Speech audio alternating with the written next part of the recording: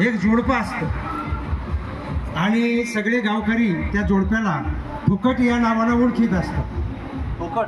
हा, फुकट फुकट म्हणजे त्यांच्या आयुष्यामध्ये त्यांनी कोणतीही गोष्ट विकत घेतलेली नसते. धान्य हवं असेल तर बाजारामध्ये जिथं मातीत धान्य पडतं जेवढं वेचता तेवढं वेचायचं, त्याच्यावर आठवडा काढायचा. त्याच्यानंतर तेल हवं असेल तर वाण्याच्या दुकानात जायचं, मारवाड्याच्या दुकानात जायचं. त्याच्या पाटाला ज्याच्यावर तेलाचा डबा ठेवलेला असतो त्या पाटाला हात पुसायचा, तो आपल्या डोक्याला लावायचा. तेल लावण्याचा कार्यक्रम होतो. भांग पाडायचा असेल तर आपला कंगवा वापरायचा, दुसऱ्याचे कंगवे वापरायचे, आपला नाही वापरायचा.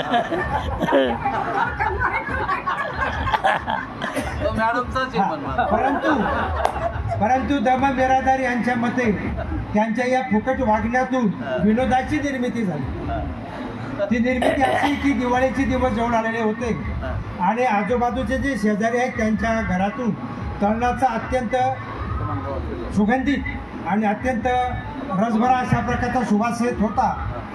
आणि आपण पाहतो की साधारणपणे शेजारीला जास्त प्रेम असतं शेजाऱ्यापेक्षा, आणि म्हणून ती शेजारी विचार करते की इथे जोडपं आहे, हे फुकट आहे, आयुष्यामध्ये काहीही करणार नाही.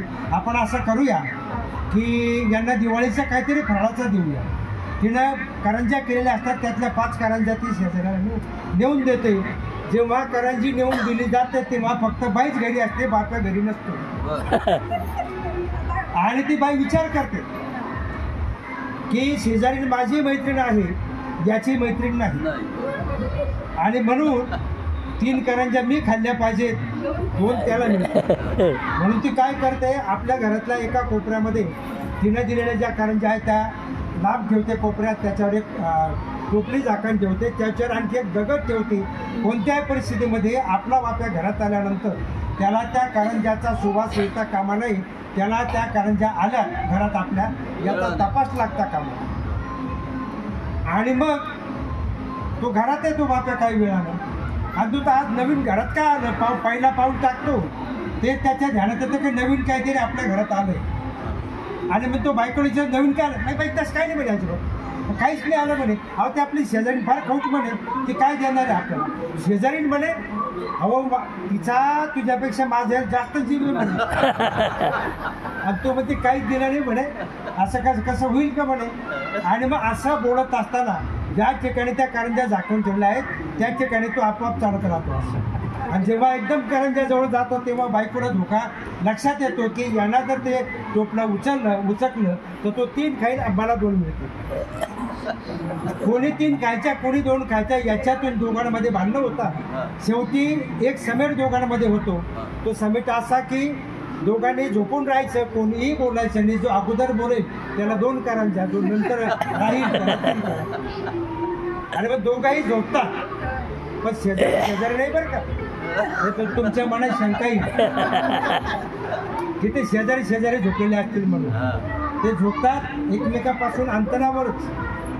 परंतु बायकोला असं वाटतं की नवऱ्याला जर चिमटा काढला तर तो ओरडेल, ओरडला तर त्याचा आवाज येईल, त्याला 2 करंज्या मिळतील, मला 3 मिळतील. नवरा तोच विचार करतो की आपण बायकोला चिमटा काढू, आणि ती जर ओरडली तर तिला 2 करंज्या मिळतील, मला 3 खाता येतील.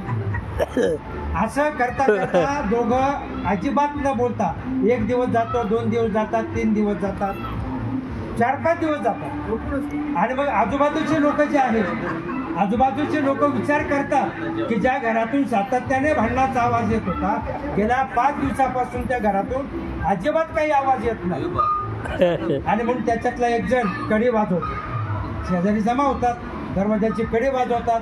उठलं तर बोलावं लागेल म्हणून हे 2 जण कोणीच उठत नाही. आणि मग शेवटी घरातून आवाज काही केला येत नाही. लोक कडे वाजवतात, दरवाजा ठोकतात, सगळ्या गोष्टी करतात, पण तो आतून आवाजच येत नाही. त्यामुळे एकाची मात्र खात्री पटून दिलेली असते की आता हे गेले असते. आणि म्हणून तो दरवाजा तोडला जातो. शेजारी आतमध्ये येतात. आतमध्ये आल्यानंतर बाया माणसं असतात, त्या बाईला हात लावून पाहतात.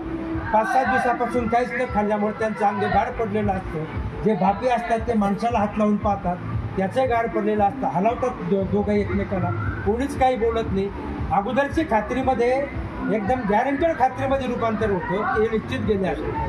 आणि म्हणून शेजारी विचार करतात की आयुष्यभर यांच्याकडून आपल्याला काही मिळालंच नाही, उलट त्यांना आपल्याला द्यावं लागलं. आणि आता हा शेवटचा प्रसंग सुद्धा जी तयारी जी आहे ती तयारी आपल्यालाच करावी लागेल. आणि म्हणून काय केलं जातं, बांबूचे तेल चमचा तयार केला जातो. आणि मग त्यातला एक जण काय असतो, आमच्यासारखा अर्थशास्त्राचा प्राध्यापक असतो. तो म्हणतो, अरे दोघांना 2 तिरड्या तयार करण्याचा कशाला खर्च करायचा, एका तिरडीवर दोघांना बांधू. आणि मग काय होतं की त्या दोघांना एकाच पिढीवर बांधलं जातं. पिढीवर बांधल्यानंतर सुद्धा बायको नवऱ्याला चिमटा घेते, नवरा बायकोला चिमटा घेतो, कोणी होकीचूक करीत. कारण प्रत्येकाला भीती असते की आपला आवाज आला तर 2 कारंजे आपल्याला मिळतील आणि समोरच्याला 3 मिळतात. असं करता करता शेवटी हे काही बोलत नाही, अजिबात काही होत नाही. म्हणून काय केलं जातं की त्यांच्या अंत्यविधीची तयारी केली जाते. ते सगळं अंत्यविधीचं सामान केलं जातं, 4 खांदेकरी आणि 1 मडकं. मग एक शेजारी म्हणतो, बा एवढे पुरेसे आहेत, बाकीच्याने जाण्याची काय गरज आहे, याने कधी आपल्यासाठी काही केलं म्हणजे आयुष्यामध्ये, म्हणून आपण सगळ्यांनी गेलं पाहिजे. खांदेकरी 4 लागतात, 4 खांदेकरी पाहिजेत, 1 पुढं मडकं धरणारा लागतो, तो 1 मडकं धरणारा पाहिजे. आणि मग काय होतं की हे 5 जण जातात, त्याच्या अगोदर पुढं चरण रचून ठेवलेलं असतं.